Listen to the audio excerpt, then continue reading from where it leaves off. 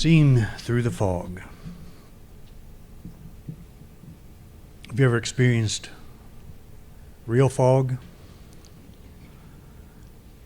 Remember a number of years ago we were taking my father to the VA hospital in Missouri,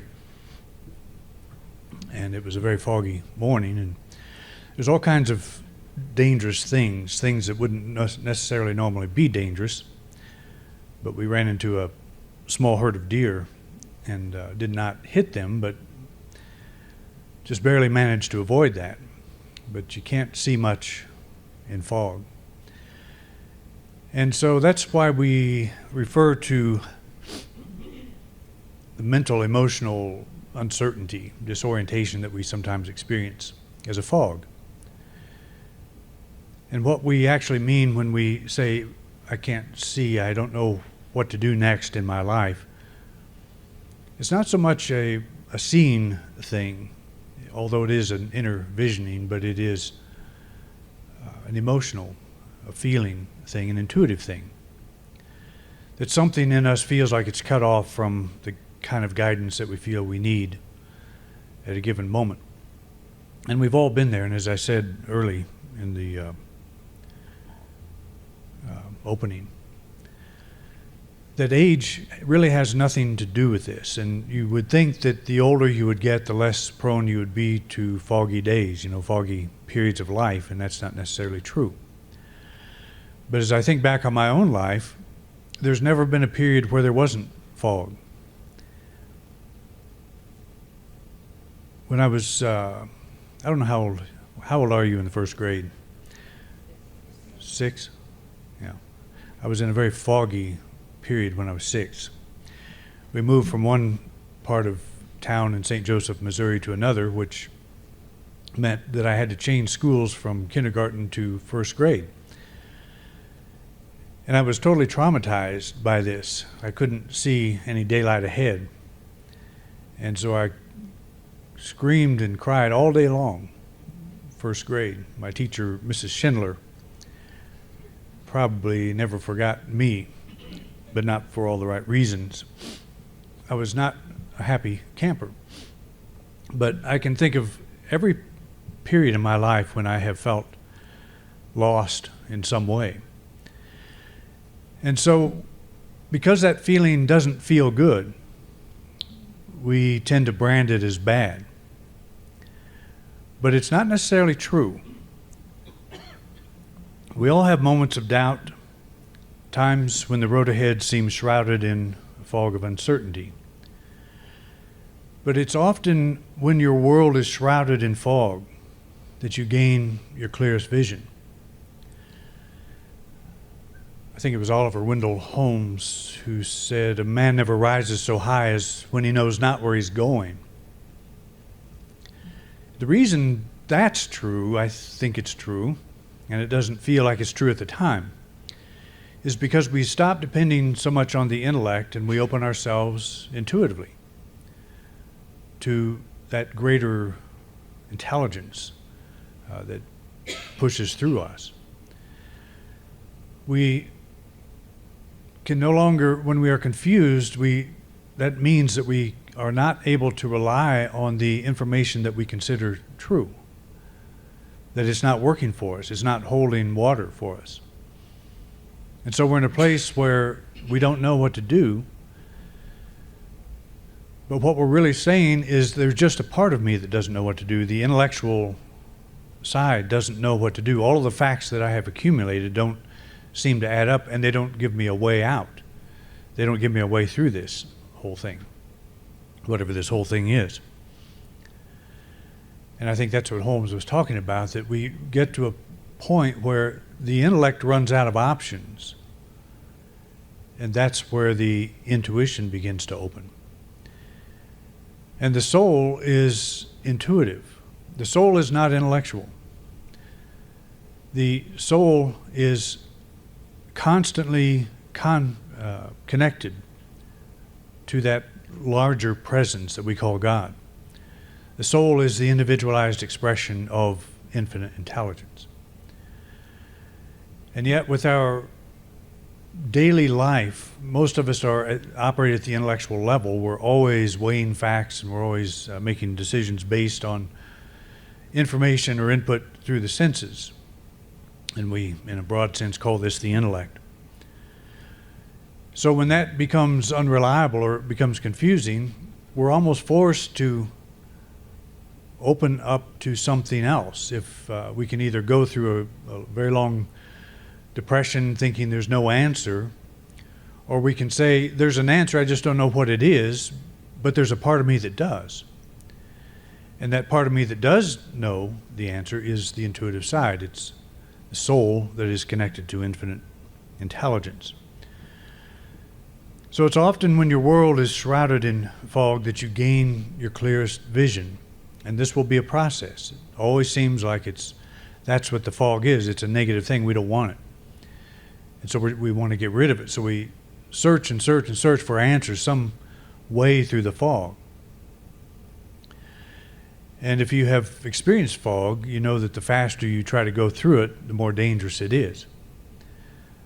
The slower you go through it, the better it is. And that's kind of the whole process. We slow the intellect down and we open up the intuition. The intuition is not based on time and space. The intellect is. We live in these two worlds all the time, time and space and eternity. The soul is an inhabitant of eternity. The intellect, and again, a broad sense, the self-image, is grounded in time and space. So we're always trying to balance these things, but most of the time we're living in time and space. Most of the time we're at self-image level.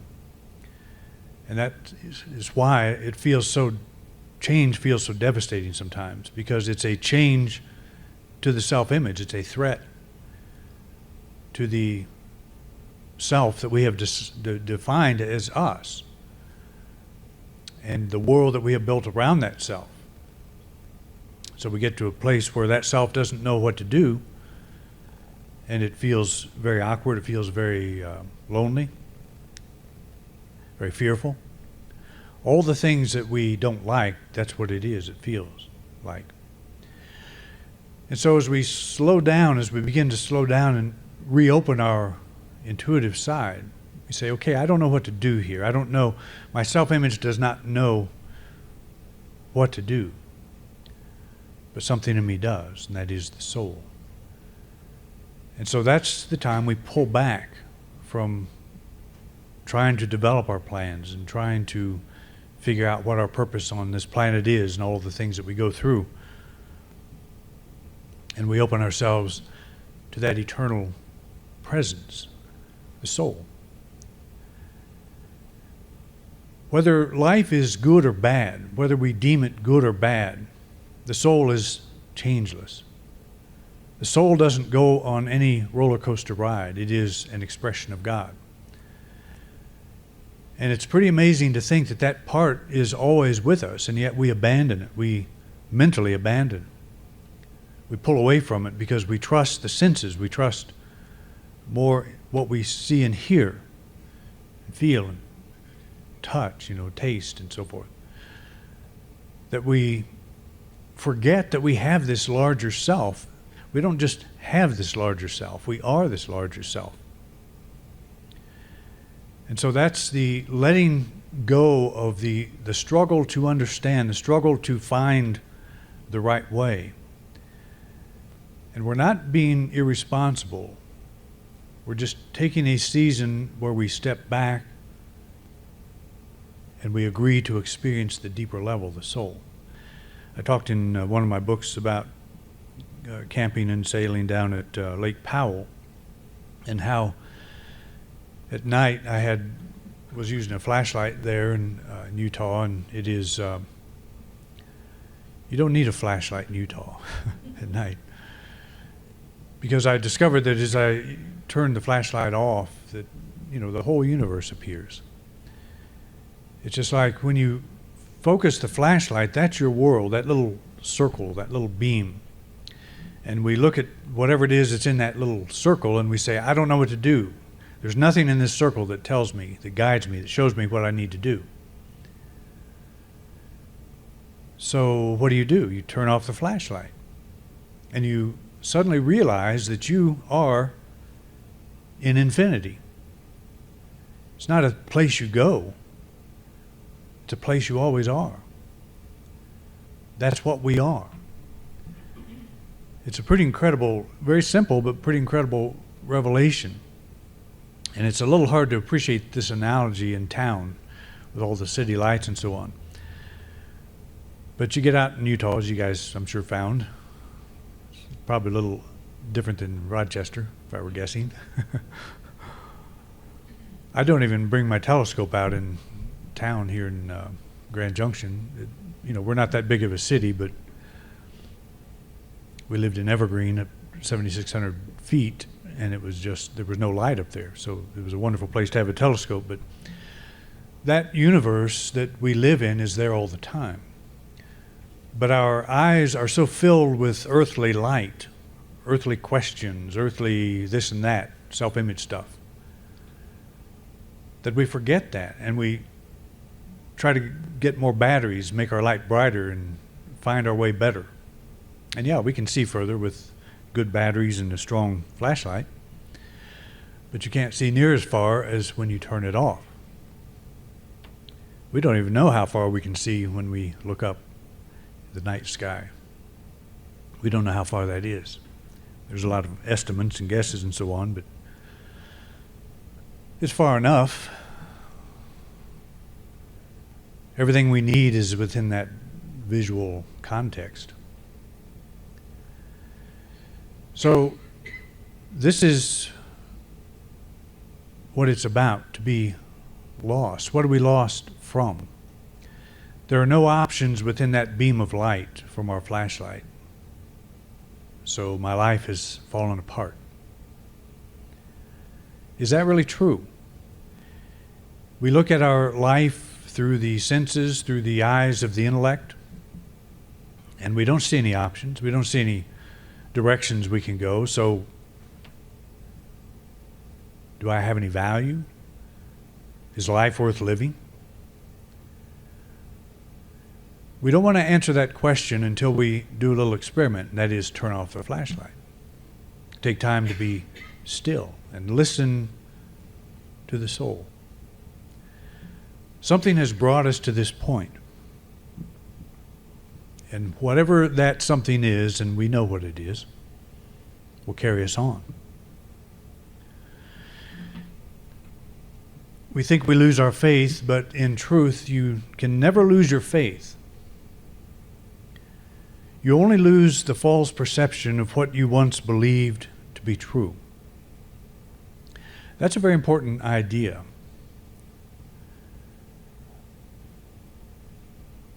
Jesus talked to a man that he said something about the man was having a challenge of some sort, and Jesus challenged his faith. He said, I believe, but help thou my unbelief. It's like I have faith, but I don't have enough faith, and the truth is we have all the faith we need. But our faith is in that circle of light that is produced by our flashlight. That's where our faith has been operating. That's where the false perceptions exist. And so we say, I don't have any faith anymore. I've lost my faith because I don't understand anything in that circle. But you only lose the false perception of what you once believed to be true. So think about that. Truth itself has not changed. You've lost nothing. Just because you don't know what to do doesn't mean you've lost something. It simply means it's time to turn off the flashlight, readjust your vision, let your eyes adjust to that night sky. And that's also a good analogy. If you're using a bright light and you shut it off, all of a sudden you become blinded in a sense. So there's a period of time where you wait and your eyes adjust to the new conditions. That's really what meditation is. It's shutting off the flashlight of the intellect, not stopping all your thinking necessarily, but redirecting it. And there's an adjustment period. And in that adjustment period, your mind is still grasping for things within that beam of light, that intellectual beam of light. We're still looking for answers. We say, okay, I'll sit down and I'll be still. Okay, God, I'm ready. Give me the answer to this problem. But see, the stars are not on the ground, and they're not in that circle of light that just shut off. The universe is not there. I mean, it's there, but that's just a minuscule piece of it. And so we're waiting for that minuscule piece to assume some kind of order. And when it does, then we'll be peaceful. But when we shut off the light, what we discover is all there is peace. That which we feel we will achieve when we get everything in order, when we know exactly where we want to go, we will have peace. If you think about every single desire that you have, there's two things that are involved. It's the desire for peace and the desire for greater freedom. I don't care if you're asking for more money, a better job, soulmate, new car. Whatever it is, all the spiritual element to everything we want is peace and freedom. And so we get to the point in our life where we start asking ourselves, is peace and freedom ever absent? Are they ever gone? They may be gone in our circle of light, in our flashlight beam. And if they are, do we get new batteries, or do we try turning the light off and discovering that peace and freedom are actually the reality of this world in which we live and move and have our being? These are qualities of the universe, and we cannot be without them. We can shut off an awareness of them. We can conditionalize them. We can say, I can only be peaceful and free if this and this and this happens. And therefore, I don't have peace and freedom until this and this and this happens. Or we can start with the idea, start with the truth, that peace and freedom are the one reality, the two realities, whatever, the reality of this universe. I start there. I don't end up there. I start there. I turn off the flashlight and I gain my night vision. I gain my universal vision.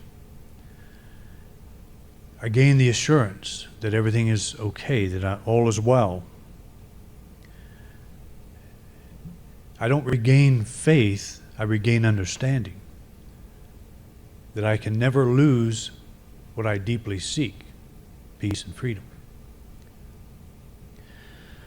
The path you are on may have changed. The answer to yesterday's prayer may be today's problem. Has that ever happened to you? But I thought that was supposed to be the cure-all for all time. We move through things. That part of us that lives in time and space. You know, when we're praying for time and space answers and we get them, we have to remember that they are time and space answers, and so they are therefore subject to time and space. Time and space will take them away. What is an answer one moment, which is a moment of time, is a problem the next. So that's a constant moving thing, and that's why it's so important to keep that spiritual anchor, keep that awareness, keep the awareness of the soul forefront in the mind, especially when we're in a fog, when we can't see so well. The inspiration that brought us to this ever-changing life rose from our depths.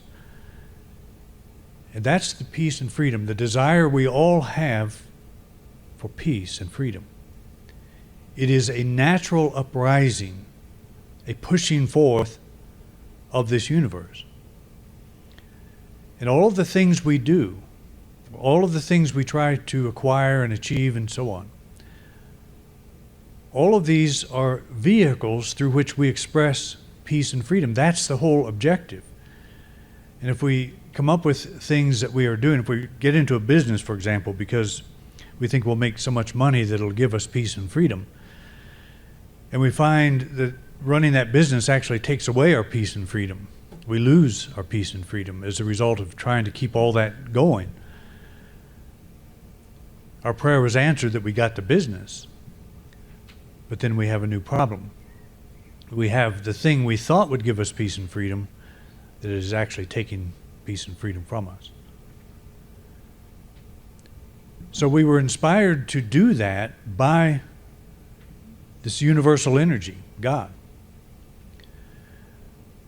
But the answer that we seek is never in the thing that we accomplish. That's always the vehicle through which we express peace and freedom. And again, we all go through things, we acquire things that work for a time and go up and down. They work well and then they don't. They work well again. Sort of like the stock market, it goes up and down all the time. That's time and space.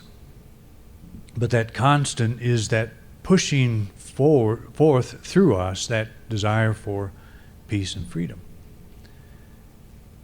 And as long as we stay grounded in that, when the fog comes, when the uncertainty comes, we know that we will take the right steps. Our circumstances are simply the temporal clothing of the presence of God expressing through and as us.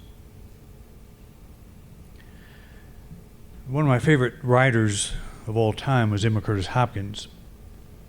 And she quotes this, I don't know if she wrote it or she got it from somebody, there's no attribution. So, he who hath led me to this way, still on the way will show.